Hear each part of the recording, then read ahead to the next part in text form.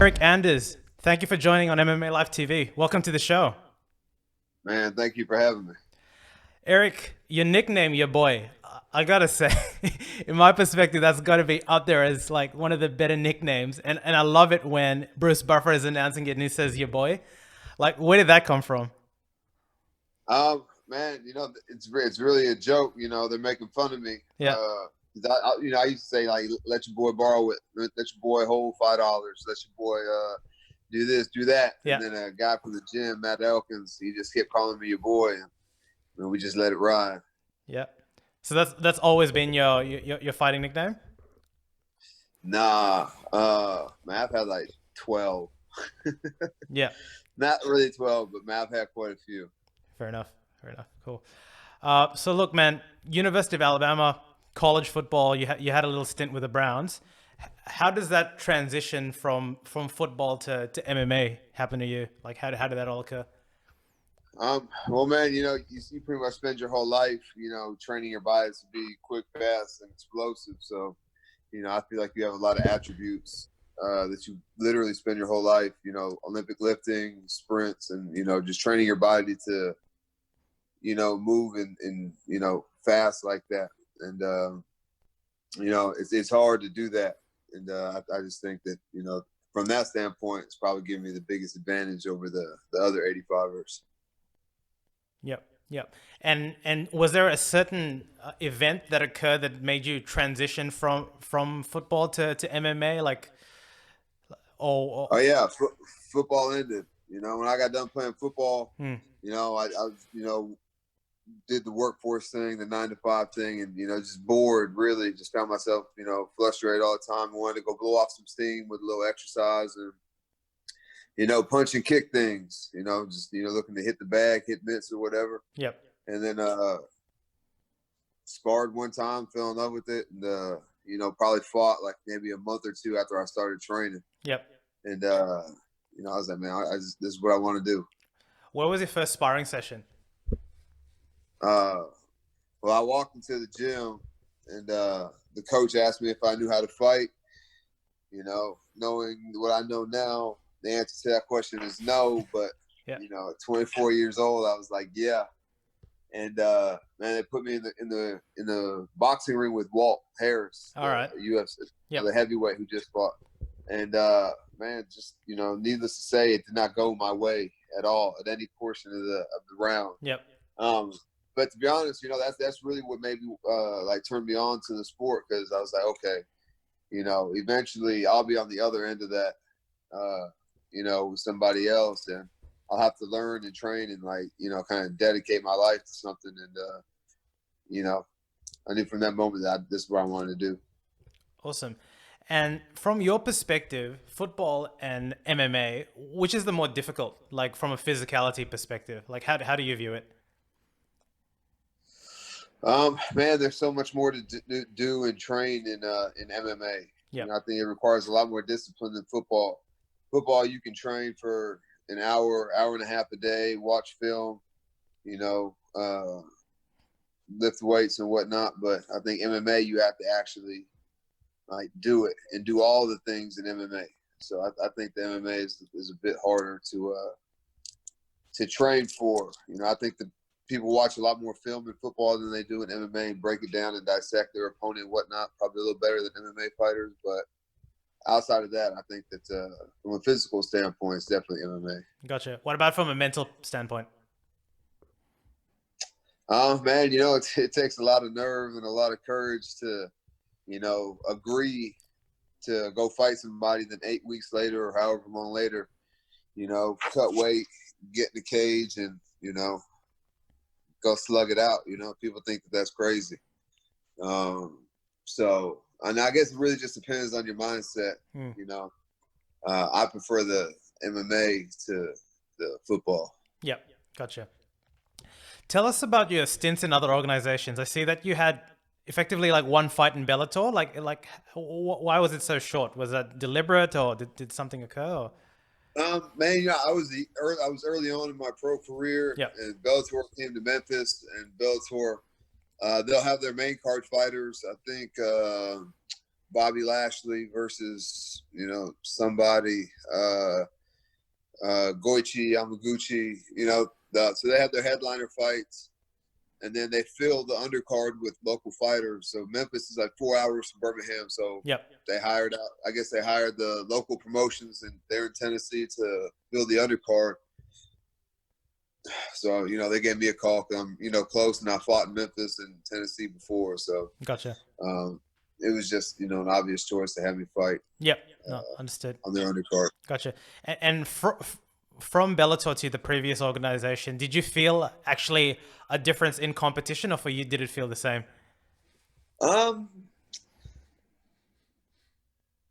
Yeah, I fought Brendan Allen, who's now in the UFC. So I would say when I fought for LFA, I had, fought better competition than I did in Bellator. But I only fought once in Bellator and twice in LFA. So it's not like, I'm a 10-fight vet or, 15-fight vet or anything like that. So, yep. When I fought in LFA, I fought for the belt. So, of course, I'm probably going to fight a little bit different, more difficult opponent than I would just fighting on the undercard just to fill time. Yep. For Bellator, Makes sense. So look, you finally get into the UFC. You've got 2 wins on your first fights against, Rafael Natal and Marcos Perez. And the UFC gives you Lyoto, right? In Brazil. So when you're presented with that, that's your first main card headlining. What are thoughts going in your mind? And how did you feel the fight went? And did you actually felt that you did enough to actually win the decision? Man, I think if you check the demeanor, as soon as the bell of the 5th round rings, I feel like if you check the demeanor of Machida and myself, I think that I won. Machida thinks that he lost. I think he was pretty surprised. Yep. As a matter of fact, whenever they raised his hand. But, man, it is what it is, lesson learned, I guess. Fair enough. You seem to take losses very humbly. Is that just your character, like how you normally come? Like I can very rarely sense frustration in the cage. Like, is that an internal thing, or like what do you attribute that to? Man, I don't know. I truly see this as like a competition, and it's nothing personal or nothing like that. He's just trying to do to me what I'm trying to do to him, and sometimes the judges see your way, sometimes they don't. They don't really never see it my way. Is that how you feel? Man, I don't know. If it's close and it's a coin toss, it's whatever. But I think the most frustrating thing is there are points in the fight in all these losses that, I have my opportunities to win the fight or, take over the fight, and, for whatever reason it doesn't happen, and they just edge out a decision. So, Yep. Do you recover mentally really quickly from losses, or is that something that kind of plays in your mind after a while, like from a fight? Man, I try to, after 24 hours, win, lose, or draw, 24 hours to celebrate over a win, and 24 hours to, kind of cry in your beer over a loss. And then after that, life goes on, and, you got to train for the next one. So, back to work. Yep. So you're pretty close with Walt Harris, and obviously that fight night special, like the ability for you guys to fight in the same card was pretty special. Like I think you've already told us, but how did that relationship like germinate over time? Yeah, man. I've been training with Walt for, going on 10 years now, I imagine. So, when you compete, I've been in his corner in the UFC and whatnot. So, yeah, when you hang out with somebody, you bleed, sweat, cry. He's like a brother. So, yeah. Yep. So tell us about your latest fight with Krzysztof Jotko. How did you feel that went? And like you've had time to digest it, and it's relatively recent. Like, how would you have played the fight now, thinking back and seeing it?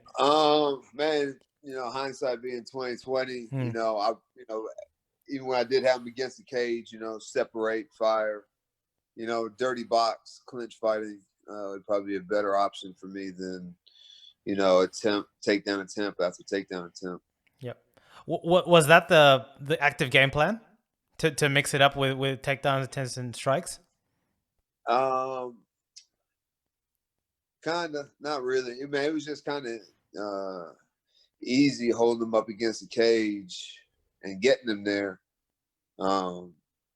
Maybe just have them guess a little bit and then separating, Yep. uppercuts, hooks, and elbows and things of that nature. How much More knee. more knees? Yep. How much of what we see as an audience, in terms of a fighter entering a fight, maybe from your perspective specifically, is game plan versus on the fly, feeling things out and just you know running with what you see?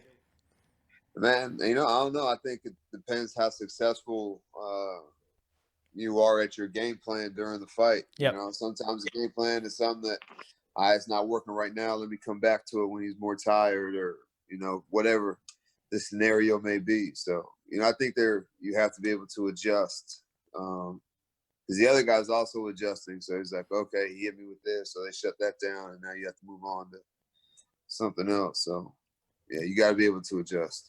Yeah, no, understood. You've had 10 fights in the octagon since you started. So you're obviously like keeping really busy. Moving forward, do you feel that this is the pace that you want to keep? Or like how do you see it?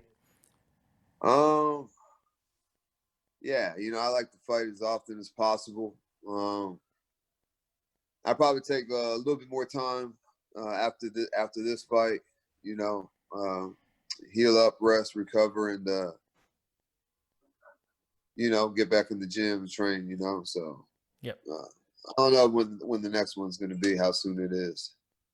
Gotcha. And do you feel moving forward there's going to be a focus on any one sort of discipline, or is it just being well rounded as a fighter? Man, you definitely got to be well rounded. Obviously, I think my wrestling offense and cage wrestling needs a whole lot of work. Based off of my last performance in my last fight. So that'll probably be a highlight of what I'm trying to do. Getting ready for another fight. Yep. And do you feel that like you're going to stay with the current camp that you are? Like what goes in your decisioning process when you're choosing that? I like to venture out and train other places and cross train and things like that. I got a great relationship with the guys at Fortis and Extreme Couture. So yep. In between fights, when my body can take a little bit more punishment.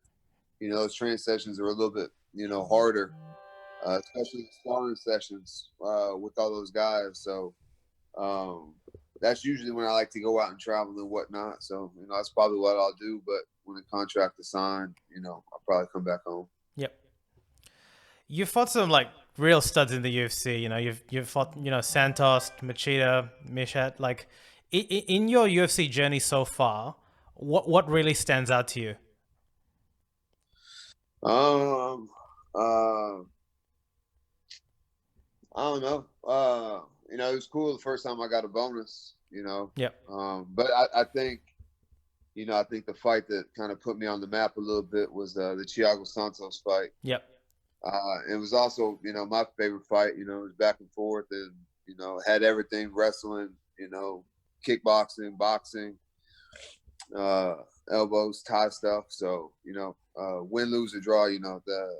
That kind of fight and competition. That's fun for me. Yep, makes sense.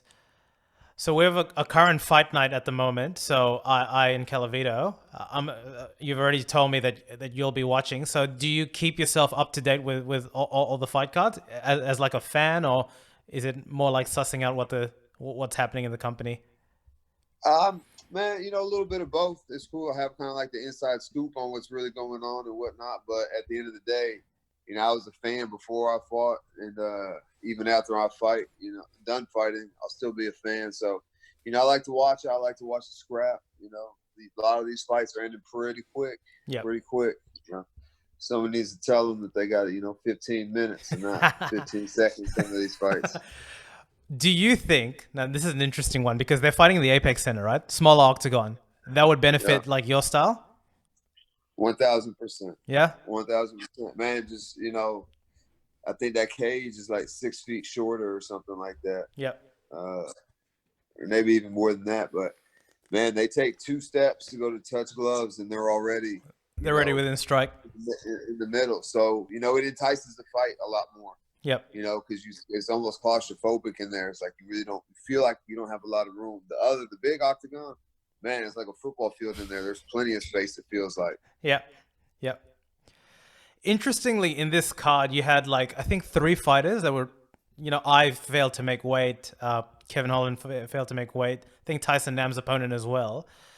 No, Carl Roberson and yeah, Roberson Vittoria, right?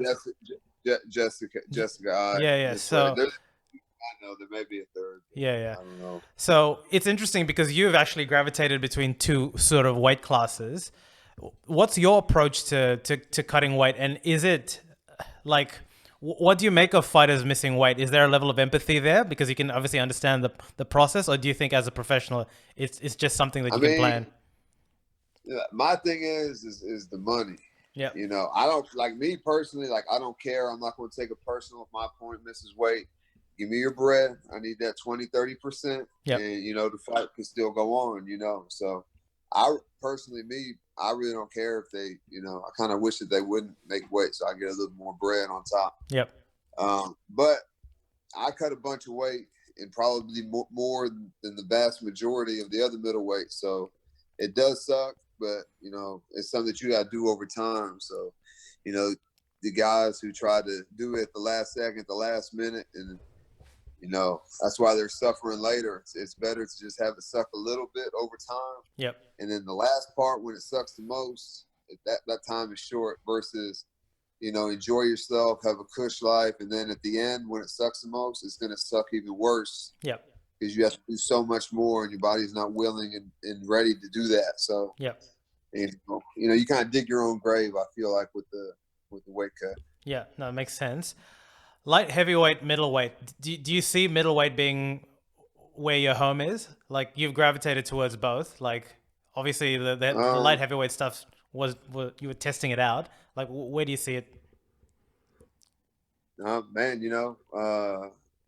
I get in where I fit in. If they call me for a middleweight fight, then I fight at middleweight. They call me for a fight at 205, then we're fighting at 205. I've never told the UFC no, so yep.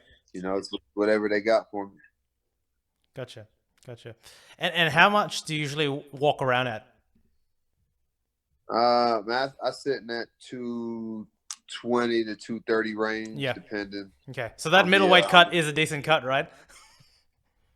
Yeah, but man, I eat like a child, man. I eat like an infant. All I eat is candy. I like fast food, pizza, burgers, beer. I'm drinking a beer right now. Yep. And so, as soon as I, cut all that stuff out, clean out my diet, I drop my weight, pretty quick. And then it's just, doing it over time, like I was saying earlier, it's at the end, the part that's that sucks, it doesn't suck so bad. So it makes you feel like the weight cut's a lot easier than it really is, Sure. No, that definitely makes sense. It's all in the preparation. Look, I'd be remiss to ask, but you have some of the fighters in the top end, a la the Joneses and the Masvidals, disputing the UFC on pay.